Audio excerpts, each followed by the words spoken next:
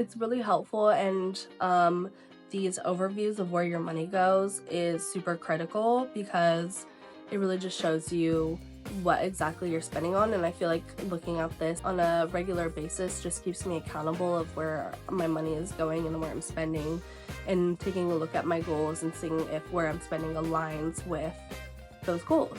Hi everyone, welcome to my channel. If you don't know me, I'm Jules. I'm 24 years old. I currently live in San Diego, California. And in today's video, I'm going to show you how I budget for a new month. We're going to budget for the month of February. So I currently use this CoPlenty budget spreadsheet. It's a yearly spreadsheet where you can track your expenses by month, and then it shows an annual dashboard. And so how this works is you go to annual totals.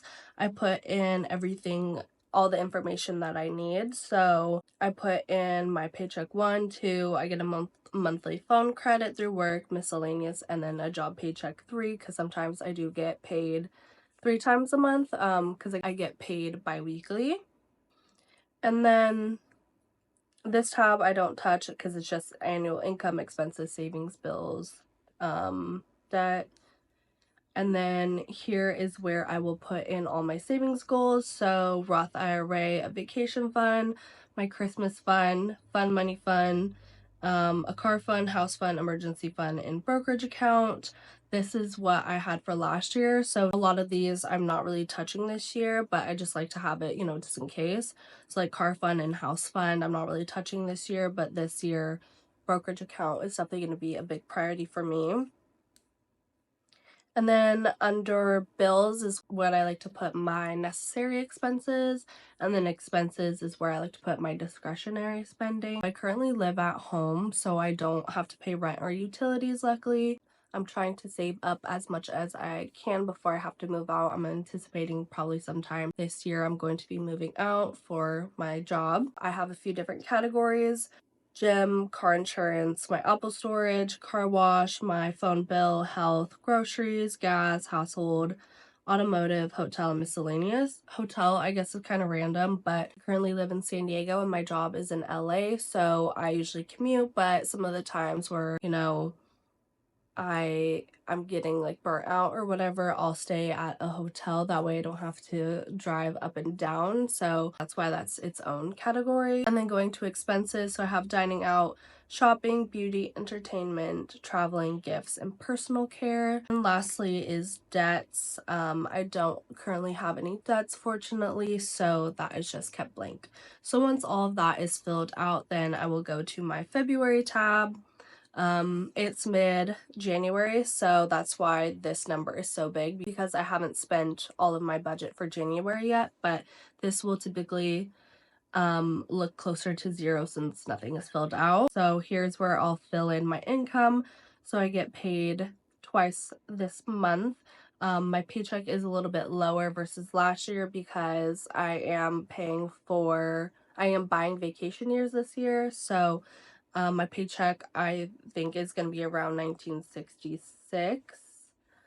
My monthly phone credit, I'm just going to leave blank. Miscellaneous, I do have a vacation coming up, so in February I will be pulling money from my sinking funds to pay for that, but I'm not sure exactly how much yet, so I'm going to leave that blank. And then job paycheck 3, it isn't like technically a 3 paycheck month, but I do anticipate I'll be getting my work bonus, so after taxes I think it's going to come out around this much. This is a one-time payment, so this is typically what I would be working with, but luckily February I will be anticipating a little bit more money. So then I like to go first to my bills, and I like to go back to the previous month and take the first few items and fill it out. Typically I would take this amount, but it was a little bit higher this month because of my December expenses. So I'll just fill that out. Verizon, I will be going overseas internationally, so I'm anticipating that my phone bill would be higher, so I'm going to say $150 for this month. Health, I do have a couple doctor's appointments in the month of February, so I'm going to say $90. Groceries, I will be back mid-February, so I only have like 2 weeks that'll be home, so I was guessing, my grocery bill would be in half. So I'm gonna say like 150. Whoops. Gas, since like I said, I'll only be home for 2 weeks, but I'll be going back into the office once I'm back. So I'm going to say gas will probably be around $200. Household, I'm just gonna budget 50.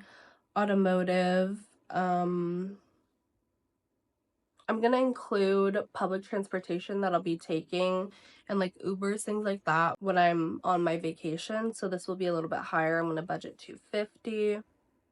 Hotel, I'll probably be in a hotel once I get back. Actually, no. Hotel is gonna be just 0 for this month, and then miscellaneous, I'm just gonna do like 75. Then I'll go to expenses next. So dining out. So like I said, I'll be away for the first half of the month. So I'm expecting this to be, all my expenses to really be a little bit higher. So dining out, I'm going to budget $600, which I know is really expensive, but I will be on vacation and I have this money allocated already from my high yield savings account. So I want to be on the safe side and I want to be realistic.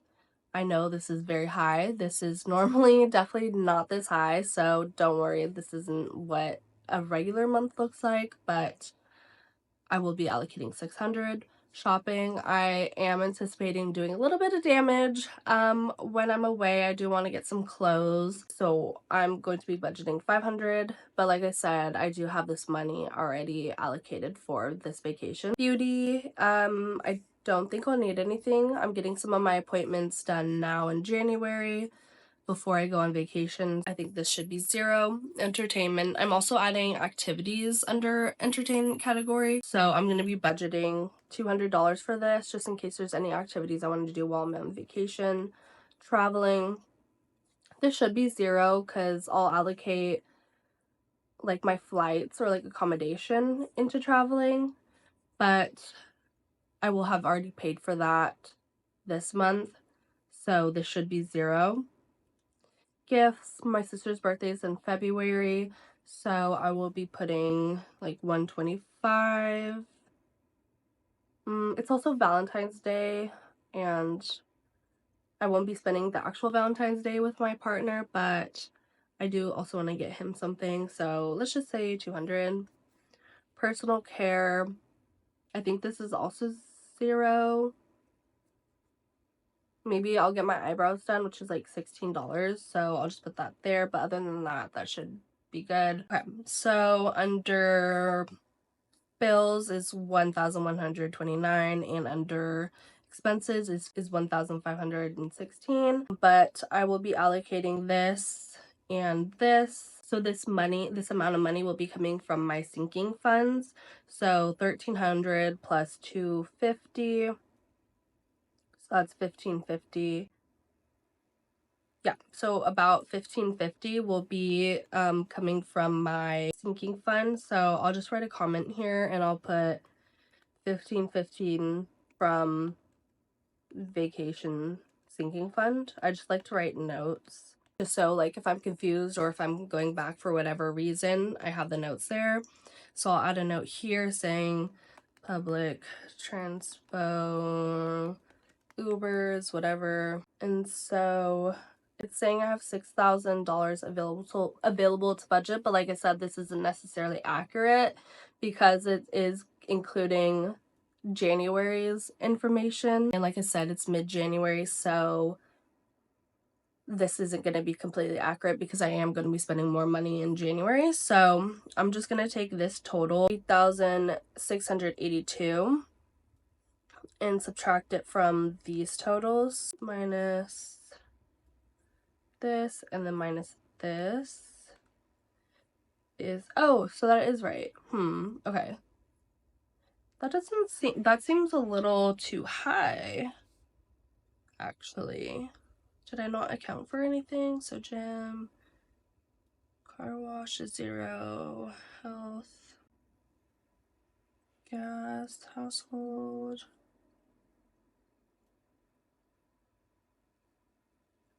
Okay, well, I guess that is right. So I have a lot of money to work with, thankfully. I do want to max out my Roth IRA, so I think I need to put around $4,000 in order to max that out. Let's see. I do want to contribute a little bit of money into a vacation fund for my next one. Obviously, I don't really know what it is yet, but I want to make sure that I have at least a little bit of cushion of money. That way, when I do figure out what I want to do, whenever that is, there's at least something there. I'll do like 200.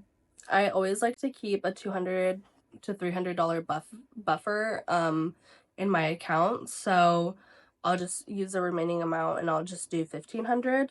So I'm going to put that towards my brokerage account because once I max out my Roth IRA, I do want to focus on putting money towards my brokerage account. So I'm going to allocate 1,500 there. And then, yeah, so I like to keep $200 to $300 as a buffer just because I know, especially on vacation, I'm sure I can easily overspend. So I want to make sure that there is a little bit of cushion there just in case I overspend. Okay, so perfect. In reality, because I am expecting to have my work bonus, I technically don't have to take money out of my vacation sinking fund to pay for it because I do have that extra money. But this is just like a special month, so typically it doesn't look like that. Typically, my budget, let's just say it would typically look like this for the most part. So in reality, I'd maybe have $1,200 to budget. So that is still a good amount of money and I'm very fortunate. Basically all of that would be going to rent if I wasn't living at home. So I'm fortunate to still be living at home because I'm able to save that amount of money instead of it literally all going to rent. So like I said, this is quite a special month, but this is how I like to budget.